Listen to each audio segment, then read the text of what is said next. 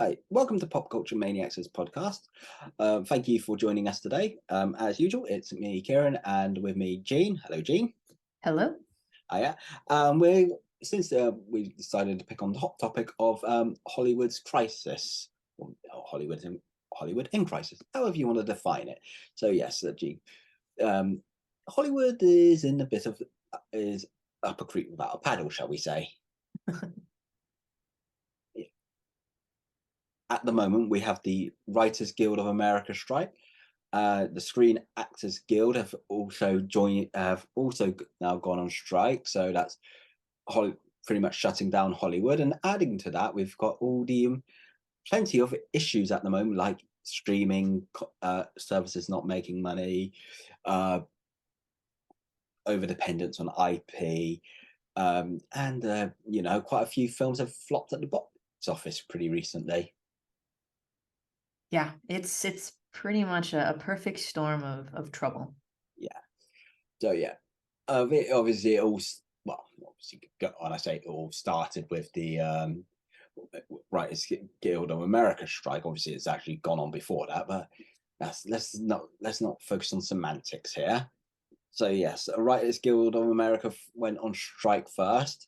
Then and obviously the actors have joined in, and obviously they're not happy. They're not happy, and obviously Bob Iger has decided to pour fuel on the fire by saying that their demands are being unreasonable. Yeah, and then there's the unnamed executive who said they're willing to strike until the writers begin to lose their houses and their apartments, which is Yeah, particularly odious to hear. yeah. So that's what I think. It just seems like more like a medieval siege, just starve them out. Hmm. So yeah, and from what I gather, is there the issues are falling residuals, obviously job security, for actors, it's healthcare, and the big one, well, maybe not the big one, but one that's currently, because it's a hot topic, I the use of AI. Yeah, yeah. I mean, it's easy to look at it from the outside and think, oh my goodness, Hollywood, everyone makes a ton of money. But one of the big things to think about is that such a small subset of writers and actors are successful at the level of, with George Clooney or something like that. So when you take away residuals, which is the amount of money someone gets paid for the re-airing of a film or television show, which traditionally on broadcast would be a repeated thing where they'd get a set amount of money every time it was re-aired on television.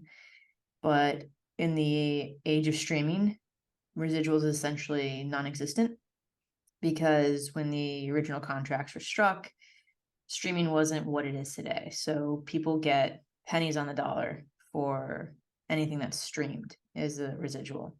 Yeah, And then there's the whole AI issue of, is their image likeness or the words they've written, can they be thrown into an AI system and regurgitated to recreate a person or recreate a script in the style of someone's writing? And when you think about that and you think about your average actor or writer who doesn't make millions and millions of dollars, it's a ton of money that's being left on the table, and it's their entire livelihood that's potentially taken away from them if AI is allowed to recreate what they bring to the table. yeah. Because the treat saw a tweet from one of the writers from She-Hulk saying like I'll quote it, the residual check from my episode of She-Hulk Attorney at Law was $396. So yeah, it's not only like living the dream there. You're working on a big, well, what should be a big show, and that's your residual. Yeah, and there's a big article that came out. I can't remember it precisely. If it was maybe I think it was in the New Yorker, where they interviewed a number of cast members who were on Orange is the New Black, which was the first massive, massive hit show for Netflix. And they were talking about the residuals that they get for being on a massive, massive hit for Netflix, a show that never aired on network, that it was only ever on streaming. And they literally get, 10 cents, 8 cents for each episode they were in. That's insane. this show Yeah, created Netflix, and the people who are involved in making it get next to nothing as a result of the fact that people have streamed it millions of times. yeah. It's the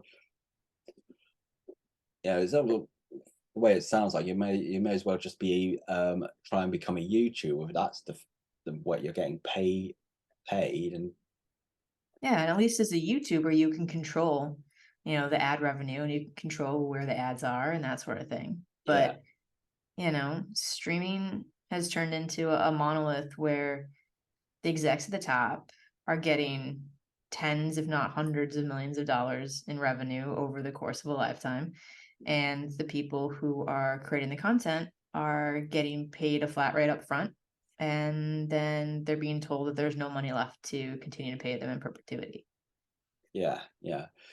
And it is really a monster of their own making because um, I think the lesson that Hollywood always thinks is if something is successful, just copy it. So I've said this point before, but something like um, Avengers was a hit. We have to make our own cinematic universes, or Rick and Morty's popular. More people want more shows more like that. And obviously, seeing like Netflix has become very successful, and instead of maybe having a more sensible approach of a few having a streaming service, others just licensing out their content. Is like the big race to everyone have a streaming service, and now in the middle of, and it had a false growth because of the pandemic. Yeah, yeah. I mean, Netflix is a hit, and then suddenly studios realize they've licensed their own content to Netflix, and so they realize, oh, I can take it back and it'll be just as popular on my streaming service. But then they have to create their own slate of new programming for their streaming service. And they dangle the carrot to the creatives of, hey, you can do anything you want on streaming. You don't have to be beholden to, broadcast television with commercials and standards and practices. You can just do whatever your vision says. We have all this money. And now, the chickens have come home to roost, so to say, where there's the people at the top who've been making money hand over fist have now decided they no longer want to share that, and they don't particularly care about the content that's being made. Yeah, and I think it's like it's particularly with the tech industry. It seems like you don't actually need to be profitable. You just need to have great presentation, and then you get your stock price will keep it going up, and your company gets overvalued. We've seen that with like things like Theranos and Tesla. Yeah. Yeah, it's more uh, they've just sort of hot like executives that seem to have gone broke the model that has worked well, that has generally worked. Because I think another really, like issue as well, like during the pandemic, like cinema chains and Phil and yeah, studios got into a big argument, and since studios were it ones in the had all the power at the moment, they've said you can they've shortened the sorry, they shortened the window between theatrical release and home release, and now and I've said this in our previous podcast, you still see like films and going on to Disney Plus. You're thinking, oh, that's quick that they've gone on to say Disney Plus or whatever. And you're thinking, why bother going to the cinema? Yeah, and we saw this creeping when Disney bought, everything, and they started limiting how and where certain movies could be screened, and anything in their back catalog suddenly wasn't, Fox movies in their back catalog suddenly weren't available to be screened for, charity screenings or anything like that. And you Yeah, saw this like control being exercised in such a tight way by the studios to kind of control what people had access to. yeah. And also like we've talked again previous podcast episode, we talked about like the streaming content, and since then you saw, I think the most infamous example has now been that film on Disney Plus called Crater, where it was on for about like something like 56 days, so less than 2 months before it was taken down from Disney Plus. You think, what's even the point? Yeah. Yeah, or the TV shows that have been scrubbed from existence. And I've got a review coming out this week of a show called Minx that's premiering its second season on Stars this week. But it was on HBO. It was part of the HBO cancellation purge of last year when they were on their last week of filming their second season. They were told they were canceled, and thankfully, Stars picked them up. But it's this crazy thing where studios just don't seem to care. Yeah, as I said, it's a monster of their own making. Yeah, And so particularly this summer, we've also seen quite a few. We've seen some notorious flops. So obviously, the big ones being The Flash and Indiana Jones, but really flopping. I think, like, isn't it the reports that The Flash is going to lose Warner Brothers about $200 million, and considering how Warner Brothers have acted, I think no, there's a lot of Schadenfreude on that front for most. yeah, yeah. They're willing to completely scrub that Batwoman movie, but or the Batgirl movie. But hey, let's release the Flash with a troubled star, and hopefully we can make money. And too bad they didn't. Yeah, yeah, and I think like other things like Transformers: Rise of the Beasts underperformed as well. So and yeah, I think obviously before, obviously the narrative could change because we're recording this before the release of Barbie and Oppenheimer, and if those two are big hits, then people, Hollywood are going to be, yeah, everything's fine, no need to worry. But yeah, it's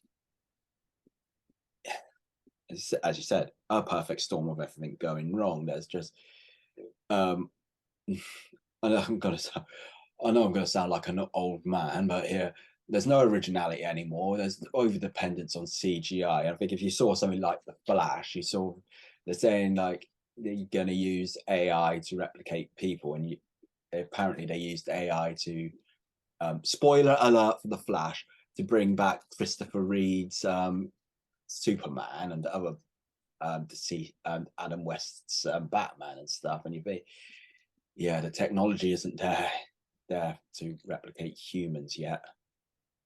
Yeah, and that also gets you into that disturbing, element of, when an actor dies, how much right does their estate have to dictate whether or not their image is ever used again? I mean, we saw this a few years back with Carrie Fisher in Star Wars, Yeah, but yeah, I mean, it's still in the uncanny valley of this is kind of creepy to see people who've passed away suddenly show back up on camera in CGI form. It's troubling. uh, I know. It sort of makes me think of a Halloween segment in The Simpsons, like one where Homer has to kill off loads of celebrities because once they're dead, the companies don't have to pay for their likenesses for their products. So it feels a bit like that. I think at least with someone like James Earl Jones, he's decided to cash in because he sold like his likeness, well, his voice for, so Disney can do whatever they want with future Star Wars projects. But at least he made money out of it beforehand. Yeah, and I think it's one thing where the artist and a studio get together, make a contract that they both deem as fair and equitable to both parties, and make a deal.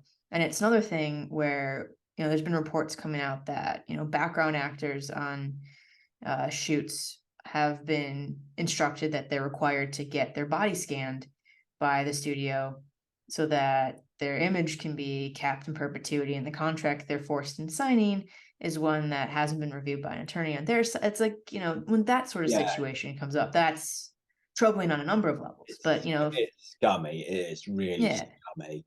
Because yeah, I saw like that. The idea is that um, they wanted to pay background artists, supporting artists, whatever you want to call them, like a day's fee, get scanned, then they can just use them for use their image forever, use them like as say crowd scenes, just pretty much do everything in CGI, and it just feels wrong.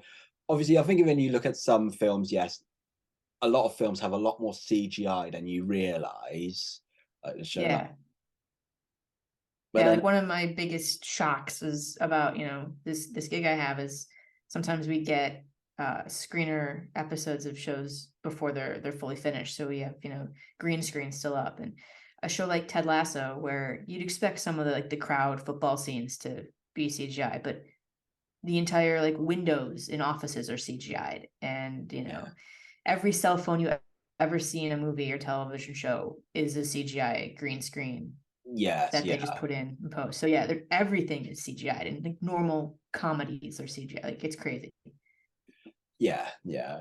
I mean, because obviously from a filmmaking standpoint, there is the advantage of um, when you film in a studio, you have complete control. You have complete control because when you're out in location, things go wrong. I've had the misfortune of trying to film during the middle of a storm.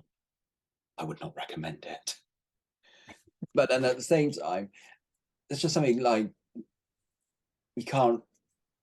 It's very hard to replicate the physicality, and something like with Christopher Nolan being the all walk for physical effects, and as he's saying, like, well, the joke being that he's blew up a real nuclear bomb for Oppenheimer.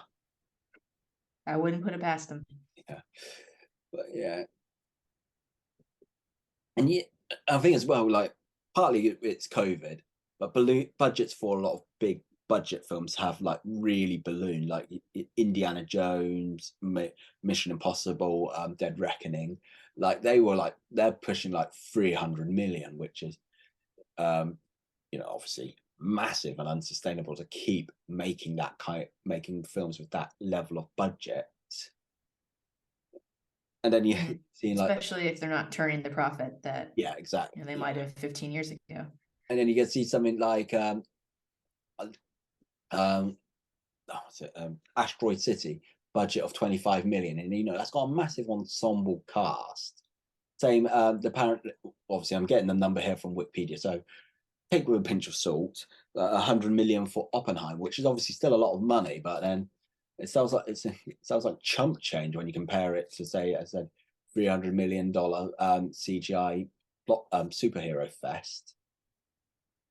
Yeah, and I've heard this complaint circling around in pop culture for probably the last 5 or 6 years, and I certainly agree with it. And I bet you do as well, Kieran, that the mid-budget Hollywood movie like no longer exists. Yes, Your yes, yeah, 30-40 million dollar just mid-budget film, you can't make it anymore. pretty much. Yeah, I pretty much agree with that. Yeah, sort of like cinemas are either mainly filled with like your big blockbusters, which are pretty much almost always um, superhero films, maybe horror films, and there's still like um, you're sort of more you need a diversity in your programming because you need to be able to appeal to people from different what's a good example. So obviously in UK, quite a popular thing is like what we call like grey pound films. There are sort of a lot of films that there are quite a few films made with like an older actor, and it appeals to a sort of more older audience, and they can be like uh, they and obviously like if you're a retiree, you've got free time, and if you've saved and if you've been sensible with your money, you've got disposable cash. So hence, good general audience for films at certain times, or say something like um, Bollywood films or other films. They tend to do really well overseas because obviously the large diaspora of people from South Asian backgrounds. Yeah, I mean, if you look at your neighborhood movie listings on a given week, it's blockbuster, super small budget, horror movie. And like what you said, there might be a couple Bollywood films playing, or there might be, the latest Jane Fonda, Lily Tomlin team up picture, or whatever Maggie Smith's been up to. And you kind of get just all that. There's no more, mid-range romantic comedies, or buddy road trip pictures, or those sort of things that used to be around Just like pre. Yeah. prestigious drama or whatever. Yeah, Yeah. yeah. The Oscar bait movie. And I would say like because I'm of the view for a filmmaker, they should really sort of work their way up. Start with a small film, then increase budget, because but now you're sort of getting a leap of someone might be very successful in like a low budget film and then just thrust into making a big blockbuster film. Sometimes it works, but other times, like one of the most infamous examples being Josh Trank with Fantastic Four, Fan Four Stick. Yeah, and there's no real training ground for writers, directors in that way, and in the TV realm, like the big head scratcher was the big Lord of the Rings Amazon debacle. Yeah, And the two showrunners have never showrun anything before. And so yeah. you're going to put these two guys with no background in charge of a $1 billion project. That's just nuts. I know that. Yeah, so we said that before, didn't we? Our Lord of the Rings pod episode. So yeah, it just seems like fake. But then I think the joke on Hollywood is he fell upwards because was it John Peters? He started off as Barbara Streisand's hairdresser, and he ended up getting to produce pretty much anything Batman and Superman. Yep. Yeah, yeah. So like obviously, I think the issue is how long do you think these strikes are going to last? Because obviously the writers have been on strike since March, is it? They've been on strike for already for quite a while. I think it's been end of April, maybe. Maybe okay. That, Yeah. there's still quite a few. It's still what, about 3 months at the time. Yeah, it's been a while. I think essentially there's two paths that it can go. I think it's either the studios hold the line, don't want to give anything, don't care that they've essentially shut down Hollywood and are willing to wait it out, in which case it's going to go for months. Or the other option is studios that don't have as much skin in the game. So somebody like a Sony who doesn't have a streaming service, who's already kind of annoyed with Disney over, the access to some of their joint projects, that sort of thing, will break off from the studio pack and start its own negotiations and get its own projects back up and working. Whereas the studios who have, more to lose in their eyes by caving to demands will keep holding out. And so I think that's kind of the two routes we've got. Yeah, it's just.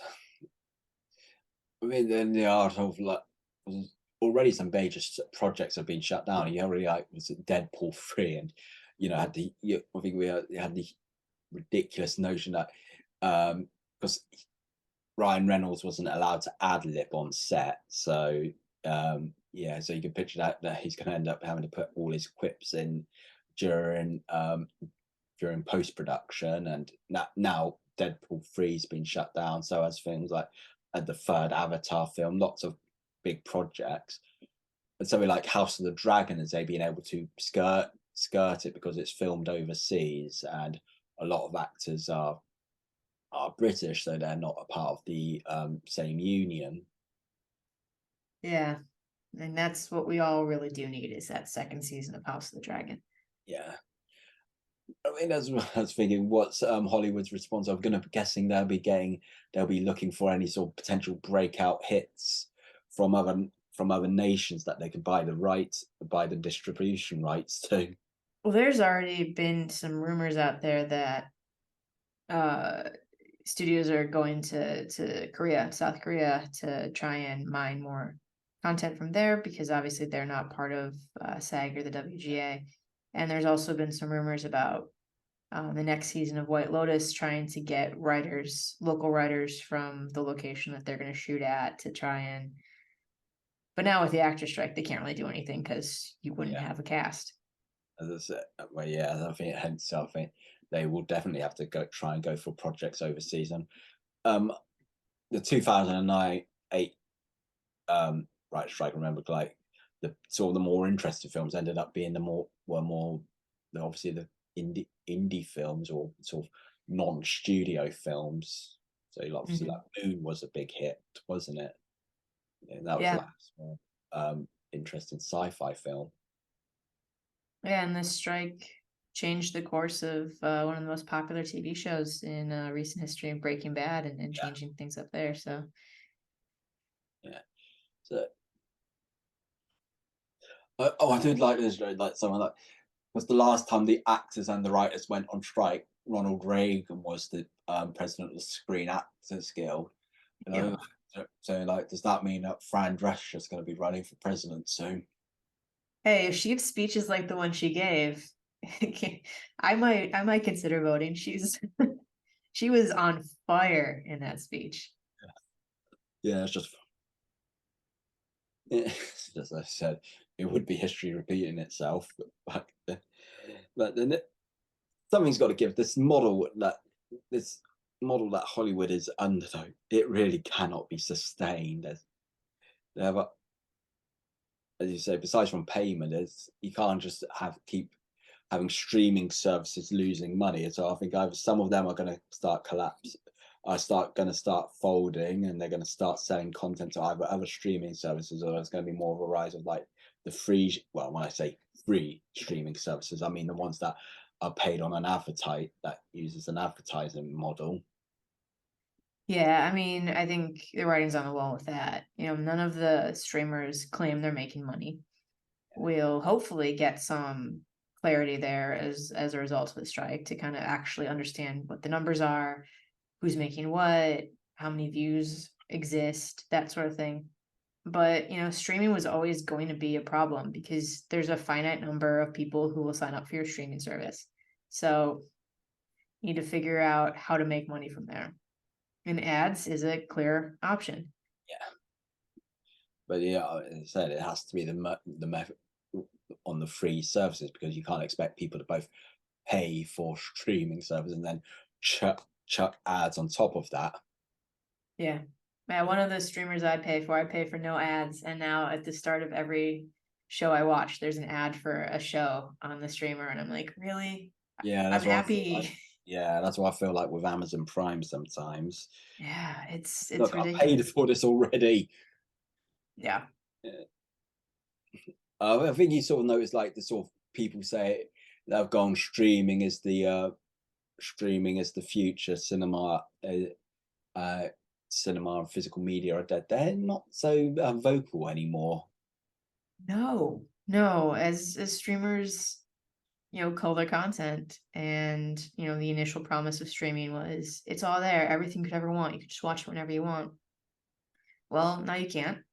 And it pays to invest in the physical media if it exists, which is another problem Yeah, that because as I say, I am on the buy physical media forever. But it is a slight problem when you don't. Um, if obviously the thing was never released on physical media. Mhm. I think it was Mike Flanagan, the you probably know him for some of the TV shows, but I know him best as the director of Oculus and Doctor Sleep, because he's pretty much saying like you may as well pirate some things, because he's Yeah, he had his sweetheart deal with Netflix yeah, for a bunch of content, and then they canceled his most recent show after a single season, and he's not as thrilled with Netflix anymore. I don't yeah, blame him. yeah, and the thing I've been harping on social media is say like if a studio removes content for as a tax write-off, it should just go out on the public domain, because you're pretty much you're saying like you rescind ownership of it if you're not instead of just locking it in your vaults. But obviously, this is me in a dream world. I don't think that'll ever happen. Yeah, and if they don't do that, the right should revert back to the Yeah, showrunners or the director or the main producers, and they should have the right to request a run of physical media, or have the ability to shop it themselves. And some of them do, but they should have a right to put it somewhere else. Yeah, but yeah, again, I think fortunately that's more of a dream world, but hence the I think the stupidity of this movie is again, it is piracy is going to be on the rise even more. Yeah, I've seen showrunners whose shows got removed openly telling people, just go find it. Go find it on one of the torrent sites, and we'd rather have you watch it in some capacity than never see it. Yeah, because that's the whole thing. Most creators, well, obviously they want to be paid, but they also want their stuff to be seen. It's not only the most mercenary people will just do something for a paycheck and don't care about it afterwards. Hmm. Yeah. And, I think we already touched on it, but you say like with some people, like they like paying hand over fist for certain creators. So like Phoebe Waller Bridge gets 60 million from Amazon, and yet she actually made much. Or perhaps one of the most infamous is Harry and Meghan getting 100 million from Amazon, and not got much to show for it.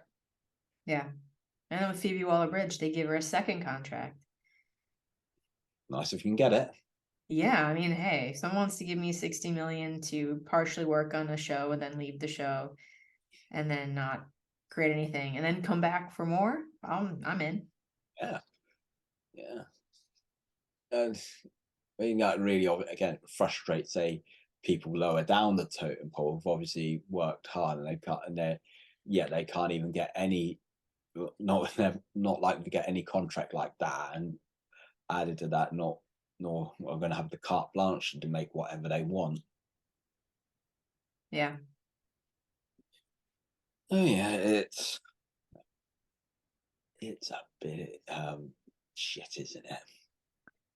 Yeah, they've got themselves in a difficult situation, and they're gonna have to figure out a way to get themselves out, or everything we know about the Hollywood model will cease to exist. Which, might not be such a horrible Yeah, thing in some levels. implode. Yeah, just let it implode and rebuild. Yeah. Well, we'll see. So, um, I haven't also like noticed like on social media. Besides, obviously, you get that. Besides from obviously your big name actors, a lot of actors that are followed, and not even some of them not even based in America, but have shown solidarity um, with the Writers Guild of America and the Screen Actors Guild in their strikes.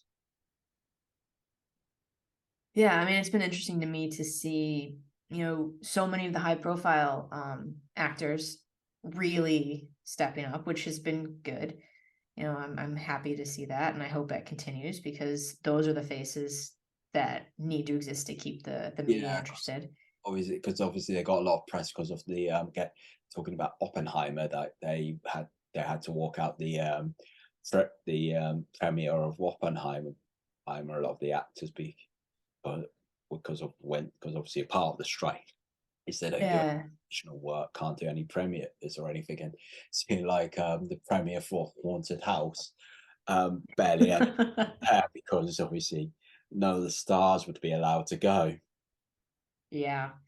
And all the Barbie folks, since there's a million of them, have all posted on their socials like, "Yep, this Ken is on strike. We're not going to talk about the movie anymore." And it's been interesting to see how the content has changed on celebs Instagrams, from promotional stuff to strike stuff, or just fun normal stuff about them being normal people.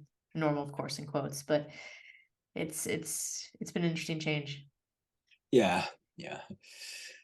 But I mean, yeah, if it hits I mean, if it really hits like the studio's bottom line, they would be forced to negotiate in some form because it's unsustainable that they could obviously can't keep Hollywood shut down forever. Yeah, and a lack of actors for promotion means writers like us have less to write about. So eventually, there won't be huge movies, because movies go into reshoots all the time, Yeah. close to the release date, so they won't be able to do that. And since the directors are on strike, the directors have some pull to hold things should they need to. And eventually, if the fall TV shows aren't going to show up, we're almost at the deadline of when they need to start filming for fall releases for network TV shows, and that's not happening. So there's gonna be gaps coming this fall. Yeah, yeah. And I think as well, because it's not just if both if the actors are on strike, that pretty much just forces everyone, because you obviously can't feel, because pretty much all the crews are now having to will have to be are out of work as well. Yeah, you can't film an Avengers movie without the actual Avengers, no matter how hard they try. Well, I was going to say again, doesn't considering how CGI dependent they are, they probably would try it, wouldn't they? Just yeah, they'll just overwork your special effects crews, and yeah, that's the other issue of Hollywood, isn't it? Because obviously Disney are being the most infamous with the treatment of of visual effects artists. Yep. So they're pretty much they're overworked, underpaid. I think people who are like who are even interested are pretty much advised, yeah, don't go into visual effects at the moment. And if they unionize, then obviously Hollywood are going to have, when I say Hollywood, the studios are going to have another issue to handle, because obviously they're one of the last few industries in Hollywood that aren't unionized. Yeah, that'd be fun. Yeah. And LA is famous for being a union town. You can't do anything without the unions. Absolutely. But yeah, I think it's just a case of wait and see, and hopefully we get for. I think for us as audiences, we want obviously a settlement that will ensure creative and interesting films and TV shows. Yeah, we want a fair deal that's gonna get people what they deserve for the work they've done, and that reshuffles kind of what the studios see as their rights. Yeah, yeah. So I think say to our audience, thank you very much for listening to us today. Hope you found it interesting. So yeah, as usual, like us on Facebook, Twitter, Instagram, now Threads, since Elon Musk has completely screwed up on things. And thank you very much and bye.